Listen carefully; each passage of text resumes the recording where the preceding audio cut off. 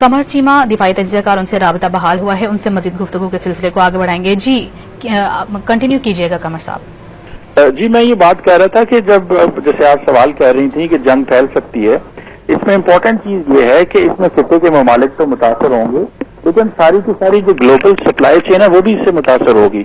अब सवाल ये पैदा होता है कि ईरान जो है वो इस जंग को किस हद तक लेके जाना चाहता है। क्या वो वाकई अपनी ये जो स्ट्रेटेजिक लोकेशन है स्टेट ऑफ हार्मोज की, इसको ब्लॉक करना चाहता है? क्या वो इजरायली शिप्स के ऊपर हमले यहाँ पे करना चाहता है?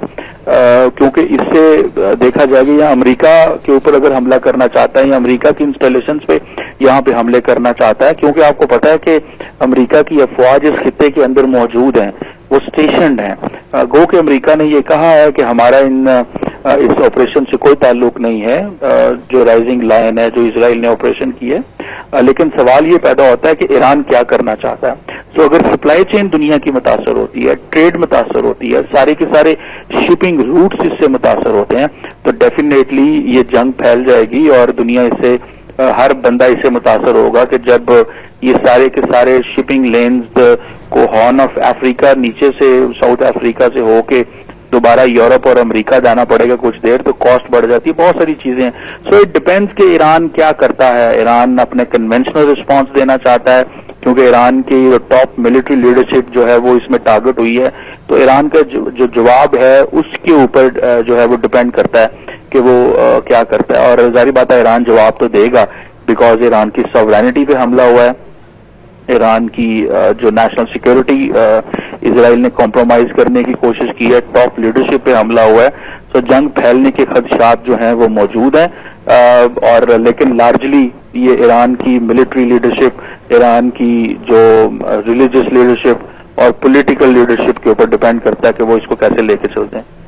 अच्छा कमर चीमा साहब, हमने देखा है कि यकीनी तौर पर इजराइल को कुछ ना कुछ खदशात तो जरूर थे ईरान को लेकर कि वहां पर जौहरी हथियारों की तैयारी के हवाले से इकदाम किए जा रहे हैं, लेकिन हमने देखा है कि इसमें आने वाले दिनों में खासतौर पर छठा दौर शुरू होना था इतवार के रोज अमेरिका की जानिब से कि मुज़ाकरात किए जाएं और इस पर कोई इसकी रोकथाम के लिए कोई अमली इकदाम भी किए जाएं। इस टाइमिंग को आप कैसा देखते हैं कि एक जानिब जब अमेरिका की जानिब से ये बारहा कहा गया इजराइल को कि किसी किस्म का कोई इस तरह का एक्शन ना लिया जाए, कोई रिएक्शन ना दिया जाए, कोई हमला ना किया जाए ईरान पर, लेकिन बावजूद उसके ईरान की जानिब से ये सूरत हाल बनाई गई और हमला कर दिया गया, कैसा देखते हैं इसको आप? देखिए बहुत सारे जो तासुर तो इसमें यह है कि अमेरिका को तो पता था इस हमले का, और क्या अमेरिका रोक सकता था? बिल्कुल रोक सकता था। ये नहीं है कि अमेरिका इसको रोक नहीं सकता था, और ये नहीं है कि अमेरिका को ग्रीन लाइट नहीं दी गई या यूएस ने इसको एक्नॉलेज ना किया हो। ये मुमकिन नहीं है, क्योंकि ईरान इजराइल इस खित्ते में ऐसे ऑपरेट नहीं करता, और पूरी की पूरी आपको पता है एक सेंटकॉम है जो पूरे का पूरा इस एरिया को देखती है। सो मुझे ऐसा लगता है कि यहाँ भी या तो इसकी एक ये भी स्ट्रैटेजी हो सकती है कि ट्रंप एडमिनिस्ट्रेशन ने इजराइल को कहा हो कि आप हमला करें, उससे एक प्रेशर बिल्ड होगा ईरान के ऊपर, ताकि जो ईरान और अमेरिका के जो न्यूक्लियर के हवाले से डायलॉग हो रहा है उसमें जल्दी नताइज सामने आए। तो वो जो नताइज हैं वो शायद अमेरिका हासिल के डिप्लोमेटिक नताइज हासिल करने के लिए इस तरह की चीज को उन्होंने ग्रीन सिग्नल दे दिया हो। तो इन चीजों को भी इग्नोर नहीं किया जा सकता, और ये एक इम्पोर्टेंट क्लू हो सकता है जिसकी वजह से ये चीजें हुई हों। अच्छा कमर साहब, जैसा कि आपने कहा है कि प्रेशर बिल्डअप करने के लिए हो सकता है ये हमला करवाया गया हो और इसके पीछे कहीं ना कहीं अमेरिका की सपोर्ट भी हो, आप क्या समझते हैं कि जिस तरह से पाक भारत जंग में अमेरिका ने किरदार अदा किया, खासतौर पर डोनाल्ड ट्रंप ने इसका क्रेडिट भी हर बार लेते रहते हैं कि हमने इस जंग को रोका है और तिजारत उसी बिना पर होगी कि अगरचे ये जंग ना हो, तो आप क्या समझते हैं कि अब भी अमेरिका इंतजार कर रहा है कि किसी तरह से ये जो जंग है थोड़ी तूल पकड़े और थोड़ा सा और प्रेशर बिल्डअप हो और थोड़ा सा और कशीदगी बढ़े, ताकि वो अपना असर और रसूख जो है वो बरकरार रख सके और इसमें किरदार अदा करे? देखिए ये मिडिल ईस्ट के ऊपर देखें, ये बड़ी डिफरेंट किस्म की सिचुएशन है। पहली बात तो आपको ये पता है कि जब अमेरिकी सदर इस मिडिल ईस्ट में आए थे तो उन्होंने आके इजराइल का विजिट नहीं किया जब वो सऊदी अरब, यूएई और कतर गए थे। तो ये एक डिफरेंट चीज है, ठीक है जी। कभी ऐसे नहीं हुआ कि इजराइल अमेरिकन जो लीडरशिप है वो मिडिल ईस्ट में आए और वो भी पहले दौरे में, और इजराइल ना जाए। लास्ट टाइम भी 2017 में ट्रंप साहब सऊदी अरब और इजराइल गए थे।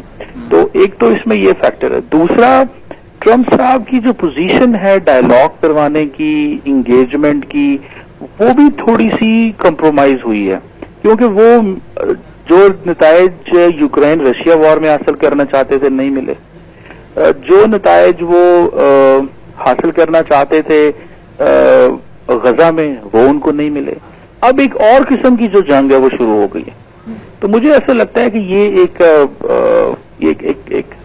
بالکل ڈفرینٹ سینیریو جو ہے وہ بن رہا ہے. لیکن کیا اسرائیل واقعی ہی کمپلیٹ ڈونلڈ ٹرمپ کی احکامات کو مانتا ہے یا ان کی بات مانتا ہے, یا کہ وہ آزاد ہے؟ بہت کنفیوزنگ قسم کے سگنلز آتے ہیں. تو ان سگنلز کو ریڈ کرنا, اس کو اسٹڈی کرنا, دین انالیسز کرنا کہ ایک طرف تو ہمیں لگتا ہے کہ گرین لائٹ ضرور ملی ہوگی حملے کی, دوسری طرف کتنا کو حملہ کر سکتے ہیں یہ ایک ڈفرنٹ سوال ہے. ٹھیک ہے, اور کتنا لمبا اس کو کر سکتے ہیں. کیا امریکہ اس میں سے اپنے ڈپلومیٹک نتائج لینا چاہتا ہے کہ وہ ٹرمپ صاحب ہمیشہ کے لیے یہ تاثر دینا چاہتے ہیں کہ جناب میں نے تو دیکھیں ایران کو نیوکلیر جو ہے ڈیل کر لی ایران کے ساتھ. اور کیونکہ اس وقت یہ بھی کہا جاتا ہے کہ جو ابھی recently international atomic energy agency کی جو رپورٹ آئی اس میں بھی یہ بات کی گئی کہ ایران کے پاس جو ہے وہ کافی حد تک جو انریچڈ یورینیم موجود ہے اور جس سے وہ 12 نیوکلیر ویپنز بنا سکتے ہیں. اس طرح کی باتیں انٹرنیشنل اٹامک انرجی ایجنسی نے اپنے اس سارے جو ریسنٹلی رپورٹ جاری کی اس میں کی. تو یہ ایک بڑا ڈفرنٹ قسم کا سینیریو بلڈ کیے گئے ہیں. لیکن at the end of the day middle east مزید ولیٹائل ہے. یہ پورے کا پورا خطہ جہاں پہ ہم بیٹھے ہیں, دیکھیں ایران ہمارا نیبرنگ کنٹری ہے, برادرلی اسلامک ملک ہے, ہر ملک اس سے متاثر ہوگا.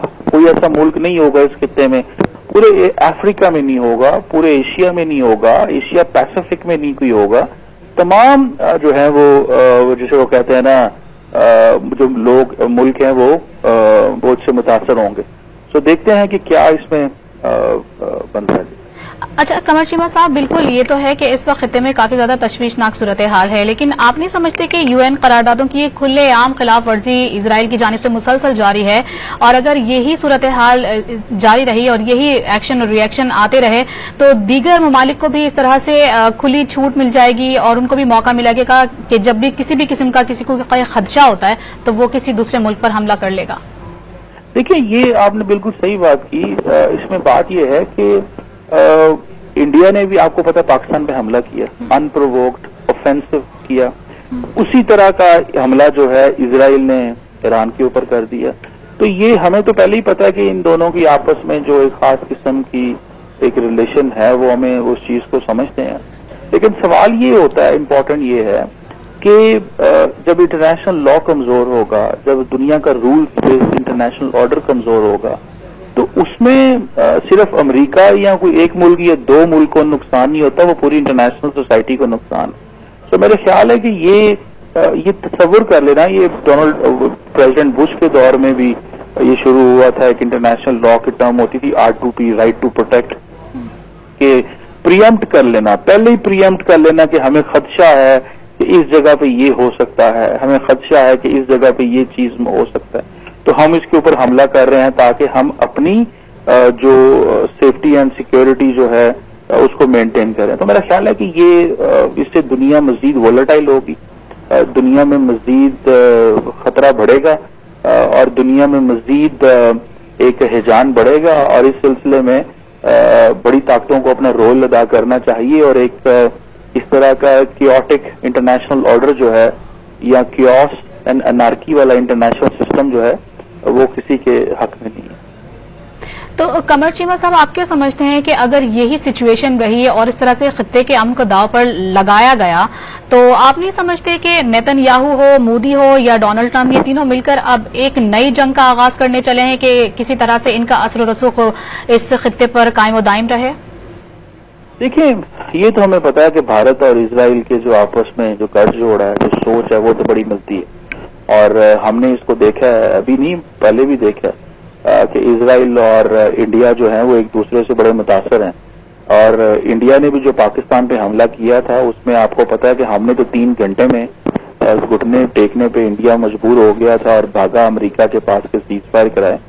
अब सवाल ये पैदा होता है कि इजराइल ने भी जारी बात है ईरान को गेज किया कि ईरान क्या करेगा। अब ईरान अपनी वो चीज मेंटेन कर पाता है कि नहीं कर पाता, दैट इज अनदर क्वेश्चन। सो ये एक डिफरेंट जो है वो चीज है। सो देखते हैं कि इसमें क्या चीज सामने आती है, लेकिन फॉर अ मोमेंट ऐसे लग रहा है कि इजराइल और भारत ये वो जो ग्लोबल ऑर्डर को जो नुकसान पहुंचाना है, खित्ते को जो पीस एंड हार्मनी को डिस्टर्ब करने में इनका बड़ा किरदार है। ये तो पाकिस्तान की अफवाज ने और पाकिस्तान की लीडरशिप ने इस खित्ते में डिटरेंस रिस्टोर की, पाकिस्तान ने की, वरना भारत का तो दिल करता है कि मैं अकेला इस खित्ते में डोमिनेट करूं और मेरे आगे कोई ना बोले और मैं जिसको जैसे मर्जी इस खित्ते में मेरा ऑर्डर चले। इस तरह इजराइल का भी यही है कि मिडिल ईस्ट में इजराइल के पास न्यूक्लियर वेपन्स हैं, लेकिन वो कहता है कि ईरान जो है उसको सिविलियन न्यूक्लियर प्रोग्राम रखने का भी हक नहीं है। तो मैं समझता हूं कि ये जारी बात है डबल स्टैंडर्ड्स हैं और यहीं पे बैनुल अक़वामी दुनिया को देख